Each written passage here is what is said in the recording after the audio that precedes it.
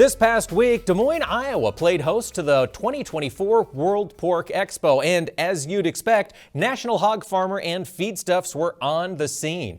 Joining us now is Sarah Muirhead. She's an editor with Feedstuffs. And Sarah, how are the crowds at this year's World Pork Expo? Well, Mike, the crowds actually have been really amazing. The weather's been terrific. People are out and about in the whole tent area as well as in the exhibit hall. So, they did shorten the event this year. They took it from about 2.5 days to 2 days. So I think everybody just came out and they're packing a lot in these days that we have here. Well, that's fantastic, Sarah. And as I think back over the last year in pork production, it has been volatile. We've seen losses for the industry. What are the hot topics up for discussion there amongst the crowds? Well, as you mentioned, the whole economics of the industry is still a hot topic. They're coming out of about 18 months of really economic losses, record losses. So there's a lot of talk about technology. They're making some money now, so they're looking for some new investments, looking for new ways to build their barns from an innovation standpoint, from a data standpoint. We've been having a lot of discussions about that. A lot of discussions about the disease, animal disease, foreign animal disease in particular. How could we continue to protect our herds from, swine fever and all of these other things that are out there that we need to always be aware of. A lot of discussion on the Farm Bill too, and how we can weave in the foreign animal disease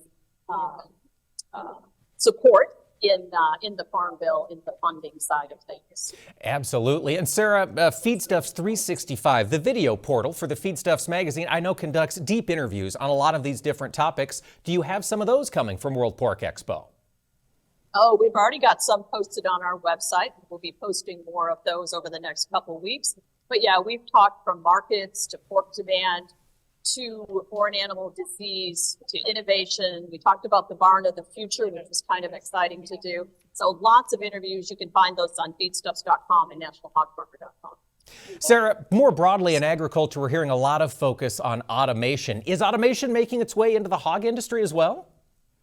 Most definitely. It's all about, what we can do to improve profitability as well as improve the performance of our pigs. And all that plays into sustainability and animal welfare. So what can we do to just have a better economic bottom line for our producers, a better environment for our pigs, and to improve pig health? The more pigs we can keep alive and we can keep healthy, the better our sustainability story as well.